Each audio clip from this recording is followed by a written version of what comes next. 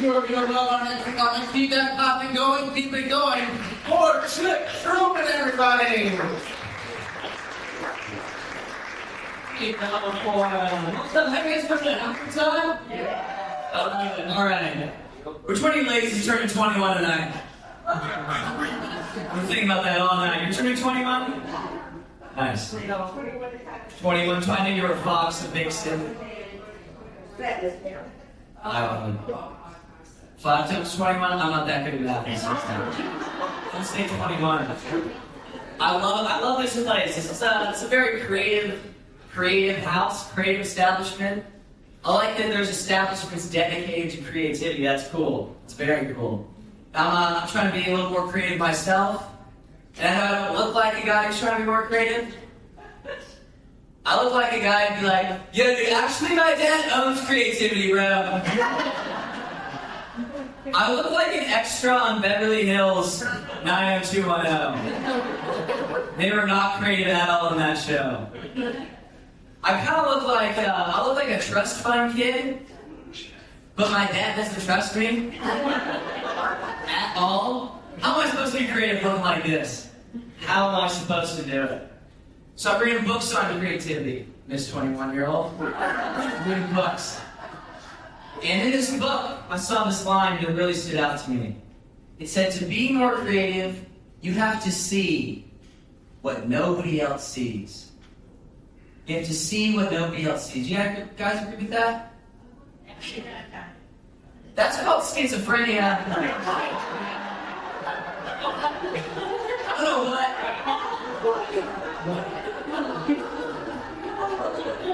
I don't know what these books are trying to do. You're trying to induce psychosis? I'm reading The Fox and Socks and the Cat in the Hat. I don't know what they're trying to do in these books. Gosh. But I found out they now have emotional support dogs for people with schizophrenia. You heard about this? Which is crazy to me. So imagine you have schizophrenia, you're freaking out, you see ghouls, goblins, things are talking to you, a guy in this exact t-shirt doing stand-up comedy in your room. Your dog's supposed to calm you down. Imagine. Dog walks up to you. Hey, what's going on, man? Your dog sits down on the furniture, lights a cigarette. I thought you passed through those dog treats and we talked about it, man. Like, you're really giving people who think inanimate objects talk dogs. Like, they're not gonna be best friends. I did that joke one time. A lady in the audience, she had a dog. And I said, ma'am, what is that dog for? She said, schizophrenia. Now, at first I thought she was joking, but she kind of had this look in her eye. You know the look? You know the look I was talking about? The look that says, hey, I have a lot of newspaper clippings and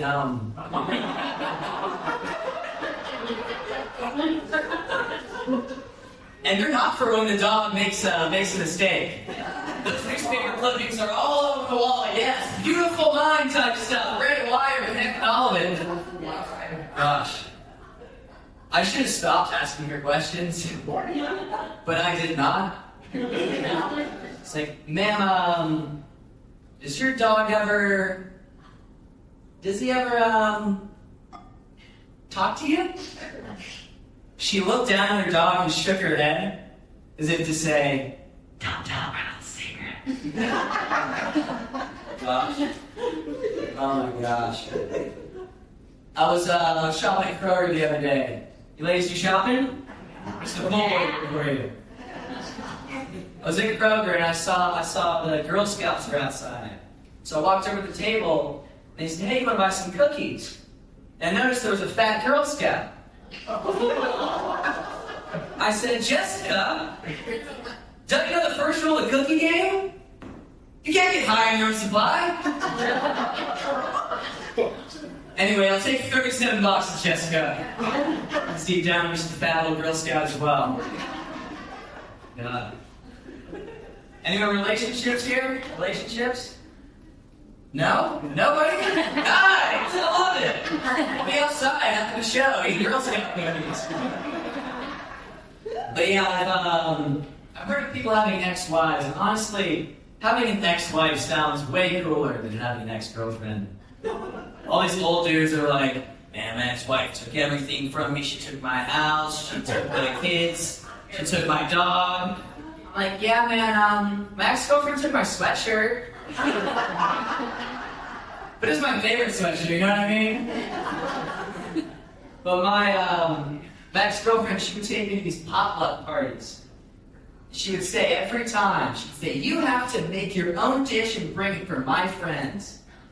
So I would just take the Kroger Girl Scout cookies that I brought in the previous show to the potluck party. And all our friends, they'd stand around and be like, Trip didn't make something again. Trip didn't make something again. So what I would do is I would gaslight them into thinking I made the Girl Scout cookies. I was like, I'm actually so good at making Girl Scout cookies, the Girl Scouts buy them from me. They hated this. I was never invited back to a potluck party. Never again. I had to leave on a good note though. So I like to be a little helpful with these things. The hostess, she said, hey, this tablecloth's kind of dirty. Can you take it outside and shake it for me? So I stepped outside and said, yeah, I can shake it for you, but I don't know what we use tablecloth for. I'm usually a prop comic, but my ex-girlfriend took all my props too. So, this is what we're dealing with right now, ladies. Happy 21st birthday. By the way, oh my gosh. Where are we? What do we talk about next? I learned about this Oedipus guy in high school. Have you heard about this guy? Wild guy! If you ask me, so this guy, he had relations with his mother and killed his father. And this was very weird to me. I ran home, I said, Dad, I love you! I said, Mom, I love you! But not that much! I'm sorry. I'm sorry. Alright, let's see what else we got here for you. Everybody having a fun time tonight? Keep going for the School of Live Music.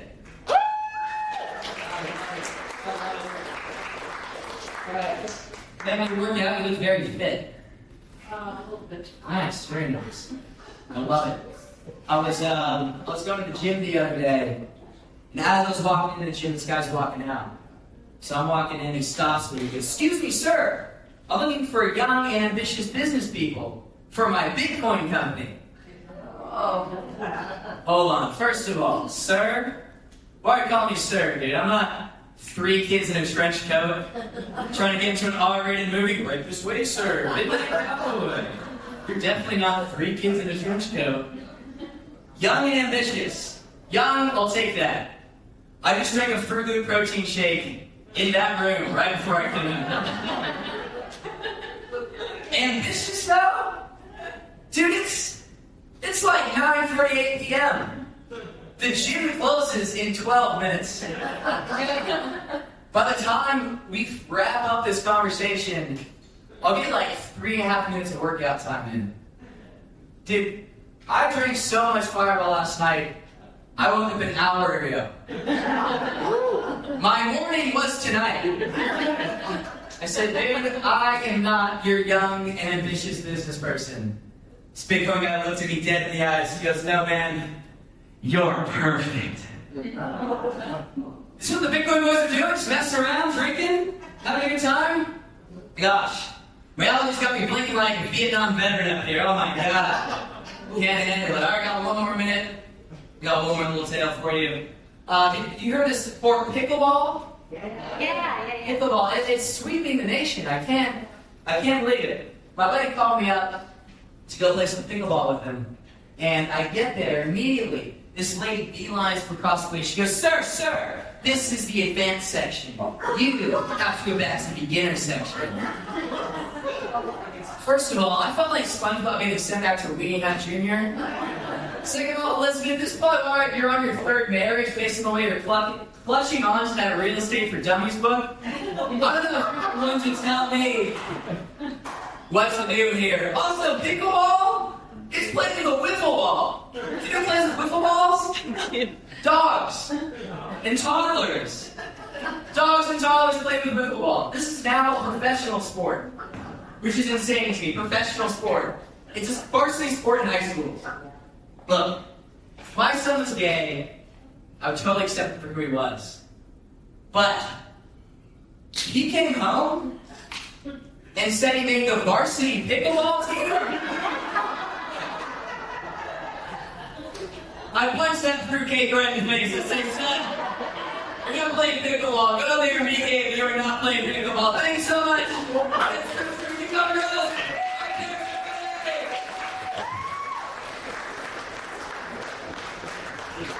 You can go over Jim Truman.